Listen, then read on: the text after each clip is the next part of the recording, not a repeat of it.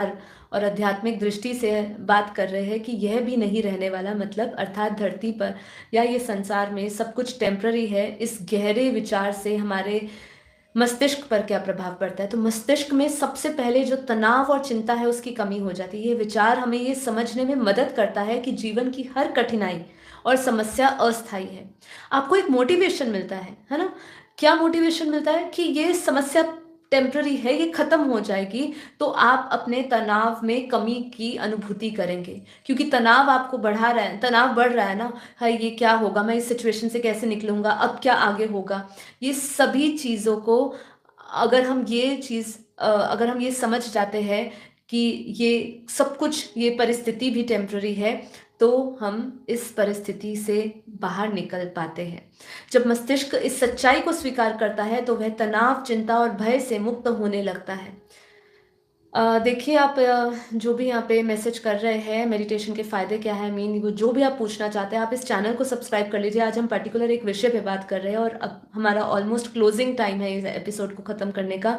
अगर आप इस चैनल को सब्सक्राइब कर लेंगे, आपको इन सब चैनल्स हर एक वीडियो में जवाब मिलेंगे।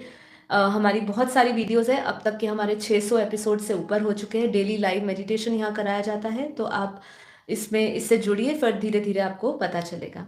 ठीक है, तो आपका स्वागत है और आशा करती हूँ आपके सारे प्रश्नों के जवाब भी धीरे धीरे आपको इस चैनल के माध्यम से मिलते जाएंगे। हाँ, तो हम क्या कह रहे थे कि मस्तिष्क पर क्या प्रभाव होगा? जब मस्तिष्क इस सच्चाई को स्वीकार करता है तो वह तनाव, चिंता और भय से मुक्त होने लगता है। उसके अंदर जो डिटैचमेंट है, वो भाव, अलगाव का जो भाव है, वो इतना विकसित होता है जो मस्तिष्क को शांति और स्थिरता प्रदान करता है। तो ये देखिए, ये वैज्ञानिक दृष्टिकोण से जो ऑलरेडी इसके ऊपर चिंतन किया जा चुका है, इस पे एक्सपेरिमेंट किया जा चुका है कि ऐसे संकल्प से क्या होता है। डिटैचमेंट मतलब अलगाव का जो भाव जो विकसित होना चाहिए, वो विकसित होता है और आपका मस्तिष्क जो है, जो सब चाहते हैं कि वो शांति और स्थिरता का अनुभव करे, अपना संतोष जीवन जी सके, वो तभी होता है जब हम ऐसे पॉजिटिव संकल्पों से जुड़ते हैं और इन संकल्पों की गहराई को समझते हुए जब हम ध्यान करते हैं तो हमारा डिटैचमेंट जो है वो स्वाभाविक तरीके से हो जाता है, क्योंकि ऐसा भाव हमारा मस्तिष्क ही प्रकट कर देता है। फिर आगे कहते हैं कि मस्तिष्क का ध्यान वर्तमान पर केंद्रित होने लग जाता है, कि यह भी नहीं रहने वाला का बोध हमें भविष्य की चिंता और अतीत के पछतावे से निकलकर वर्तमान क्षण में ले आता है।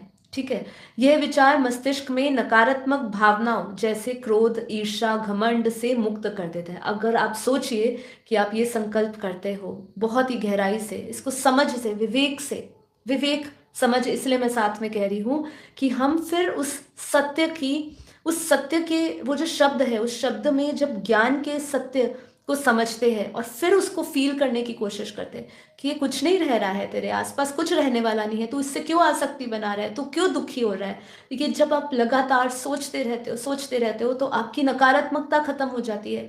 जो नेगेटिविटी है, जो उससे जुड़ी हुई डर है, भय है, वो सब खत्म हो जाता है और ये विचार आपके मस्तिष्क को एक नकारात्मक भावनाएं जितनी भी हमारे क्रोध, ईर्ष्या, घमंड, क्योंकि घमंड किस चीज का है? घमंड हमें ये चीज है कि मेरे पास आज बड़ा घर है, बड़ा बंगलो है, बड़ा ज्ञान है मेरे अंदर, मेरा अच्छा सौंदर्य है। ये सब चीजें जो है, घमंड जब रहता है, ये तभी रहता है जब आप अज्ञान अवस्था में होते हो। जैसे ही आप इससे जुड़ते हो कि ये नहीं रहने वाला है, जैसे मैंने भज गोविंदम जो रचना हमारे शंकराचार्य जी की थी, उसके अंदर जिस तरीके से उन्होंने उस लाइन को व्यक्त किया था कि जब हम शमशान जाते हैं और जब हम किसी को जलता हुआ देखते हैं, फिर हम देखते हैं कि ये सब तो नहीं रहने वाला, तो आपके भीतर का सारा घमंड खत्म हो जाता है। ये शरीर का घमंड लेकर जो हम चल रहे हैं, है ना, एक जीते जागते एक मुर्दे की तरह ये चल रहे हैं, हम ये शरीर को लेकर ढो रहे हैं। देखा जाए तो ये शरीर का भार हम ढो रहे हैं, जिसको अच्छा बनाने के लिए पूरी दुनिया प्रयास कर रही है, लेकिन आत्मा को शुद्ध बनाने के लिए कोई काम नहीं कर रहा।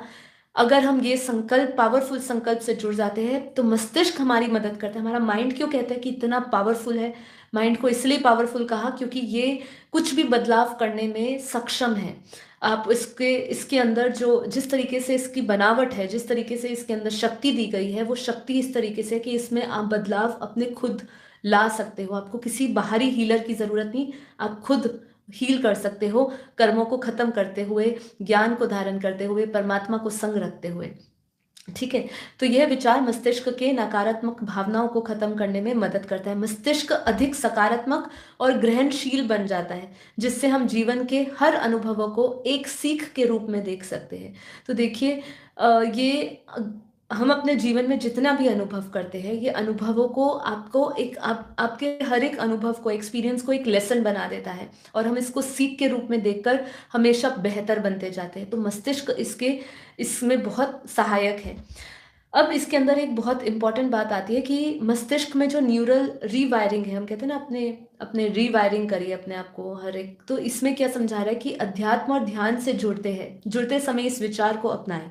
जैसे हम योग करते हैं, ध्यान किया, ध्यान में आपने ये विचार को अपनाया कि यह सब मिटने वाला है, ये सब नहीं रहने वाला है, तो आपके मस्तिष्क में नए न्यूरल पाथवेज बनते हैं, जो शांति, संतोष और समर्पण जैसी भावनाओं को बढ़ावा देते हैं। तो देखिए, साइंटिफिकली प्रूफ बता रहे हैं, मैं अपने जेब से नहीं ला रही हूँ। यहाँ पे बताया जा रहा है कि ऐसी धारणाओं के साथ जब आप विचार करते हो और ध्यान में उतरते हो, ये नहीं बोल रहे कि यहाँ पे देखो श्वासों को के ऊपर ध्यान देना, उसका एक, मैंने कल एक वीडियो देखी थी कि अगर आप शरीर को स्वस्थ रखना चाहते हो तो आसन करिए, श्वासों को स्वस्थ रखना चाहते हो तो प्राणायाम करिए, और ध्यान का, अगर आप आत्मा को स्वस्थ रखना चाहते हो तो उसके लिए ध्यान करिए, और अगर आप परमात्मा से जुड़ना चाहते हो तो समर्पण करिए। तो ये मैं वाक्य सुन रही थी, मुझे अचानक से याद आया पढ़ते पढ़ते कि देखिए, आप जब ये विचारों से जुड़ते हो, आपका मस्तिष्क आपको बहुत मदद करता है। ध्यान में आप लिया हुआ ये संकल्प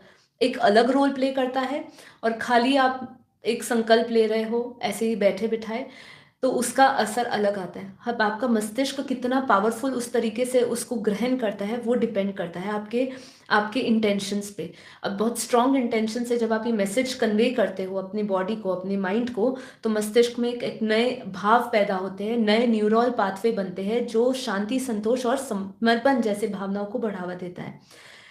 मस्तिष्क लेस रिएक्टिव हो जाता है और मोर रिस्पॉन्सिव हो जाता है। कितनी बड़ी बात है, देखिए, ध्यान से समझिए। देखिए, आज मैं पूरे एपिसोड को एक अलग दृष्टिकोण से लेकर जाना चाहती हूँ। हम इतनी बार बोलते हैं जगत मिथ्या, ब्रह्म सत्य, जगत मिथ्या, जगत मिथ्या, मतलब यह नहीं रहने वाला, लेकिन इससे कितना बड़ा असर हो सकता है आपके जीवन में कि मस्तिष्क लेस रिस्पॉन्सिव हो जाता है, रिएक्टिव हो जाता है, सॉरी, लेस रिएक्टिव, मतलब आप किसी भी स्थिति में, परिस्थितियों को, समस्याओं की जो प्रतिक्रिया रहती है आपकी, वो प्रतिक्रिया के बजाय आप उसके समाधान की ओर आपका झुकाव बढ़ने लगता है। तो यहाँ क्या कह रहे हैं, मस्तिष्क जो है वो लेस रिएक्टिव और मोर रिस्पॉन्सिव हो जाता है, यानी कि यह समस्याओं पर प्रतिक्रिया करने के बजाय समाधान की ओर झुकाव दिखाने लगता है। यह विचार मस्तिष्क को मोह माया से हटाकर आत्मा और ब्रह्मांडीय ऊर्जा से आपको जोड़ता है। ये आप अनुभव योग में करेंगे कि जब हम अपने इस स्तर पर पहुंचते हैं जहां हम ये सब चीज़ों को डिटैच हो जाते हैं, जैसे मैंने कहा ये डिटैचमेंट में भी मदद करता है। तो ये संकल्प जब डिटैचमेंट में मदद करता है आपको, तो मोह माया से हट जाता है हमारा सारे ख्याल, तो हम आत्मा और जो यूनिवर्सल पावर है, या ब्रह्मांड की शक्ति, या ब्रह्मांड का क्रिएटर, या जो हमारी आत्मा का क्रिएटर है, उसकी ऊर्जा से हम जुड़ जाते हैं, मतलब उनके साथ हमारा कनेक्शन हो जाता है। और ये वही है, आत्मा का उसके परमात्मा से, उसके क्रिएटर से उसका योग, उसका कनेक्शन, तो ये हो जाता है।